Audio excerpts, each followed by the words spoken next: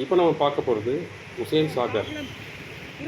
அதில் இருக்கிற புத்தரோட ஸ்டாச்சுக்கு போக போகிறோம். அது எங்கே இருக்குதுன்னா என்டிஆர் பார்க் இருக்கு இல்லைங்களா, ஹைதராபாத்தில் உள்ள என்டிஆர் பார்க்குக்கு அப்படியே எதிர்க்கிறோம்.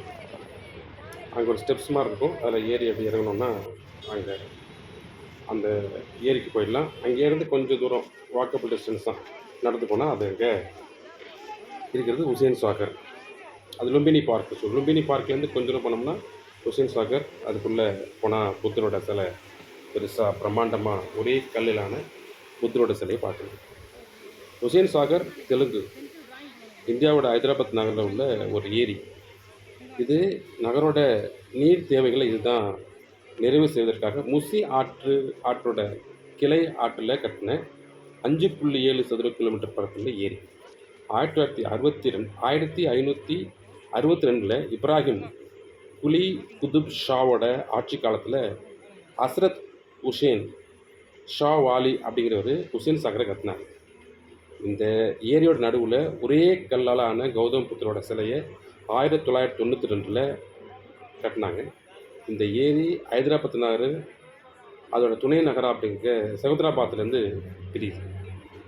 உசேன் சாகரோட முடிவில் சையதனி மாவின் கல்லறையான மசூதியையும் தர்காவையும் அங்கே பார்க்கலாம்.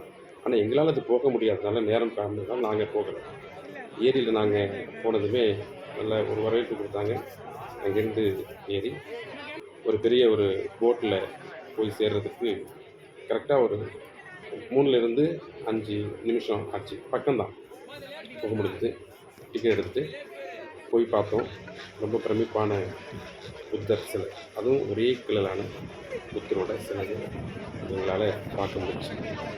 இதோட இந்த ஏரி இருக்கிறதோட அதிகபட்சமான ஆழமே 10 அடிகள். அதிகபட்ச ஆழம் 10 அடி. பால்காபூர் நதியில் குறுக்கா கரை எழுப்பி இந்த ஏரி உருவாக்கப்பட்டது. இந்த நதி முசி ஆற்றோட துணை ஆறு நம்ம ஏற்கனவே சொன்னோம் இல்லையா.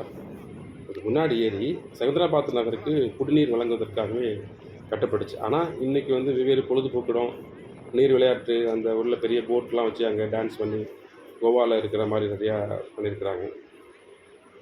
அதோட புகழ்பெற்ற வரலாற்று சிறப்புடைய பெருமக்களோட கருங்கல் சிலைகள் சாலை நெடுகளும் வச்சுருப்பாங்க. நீங்கள் பார்த்தோம்னா தெரியும். இதுக்கு கீழே புத்தரோட சிலை கீழே புத்தரோட நிறைய உருவங்கள், புத்தரோட சின்னங்கள், அது எல்லாமே வச்சு தான் இதை செட் பண்ணியிருக்கிறாங்க. இதில் ஏரியோட மத்திய பகுதி, ஏரியோட நடுப்பகுதியில் நிறுவப்பட்டுள்ள புத்தர் சிலை மொத்தம் பார்த்திங்கன்னா ஒரு 17.5 மீட்டர் உயரம், அதோட ஒரு 350 டன் எடை கொண்ட ஒரே கல்லால் வடிவமைக்கப்பட்ட சிலை அப்படிங்கிறது தான் இதோட முக்கியமான சிறப்பான அம்சம்.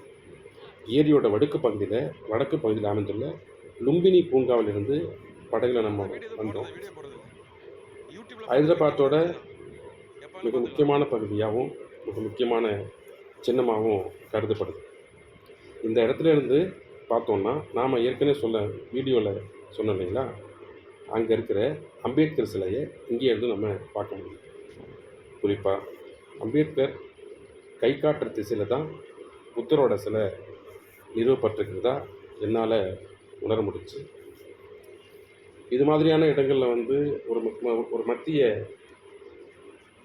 ஹைதராபாத்தோட மத்திய பகுதியில் அம்பேத்கர் சிலையும், அதுக்கு அடுத்தது புத்தரோட சிலையும் ரொம்ப நெருக்கமாக வடிவமைச்சதை பார்க்கும்போது ரொம்ப வடிவமைப்பாக இருந்தது. அங்கே உள்ள செக்ரட்டரியேட்டோட பேர் கூட அம்பேத்கர், டாக்டர் பிஆர் அம்பேத்கர் அவரோட பெயர் இருந்துச்சு. ஒரு சட்டமாமதியோட பெயரில் இருந்ததை பார்த்து நான் ரொம்ப பெருமைப்பாக இருந்தேன். ஏன்னு எனக்கு தெரியும் நினைக்கிறேன். நான் வாய்ப்பு இருந்தவங்க ஹைதராபாத் வந்தீங்கன்னா மறக்காமல் இந்த இடத்த பாருங்கள். Thank you so much. நாம் அடுத்த வீடியோவில் சந்திப்போம்.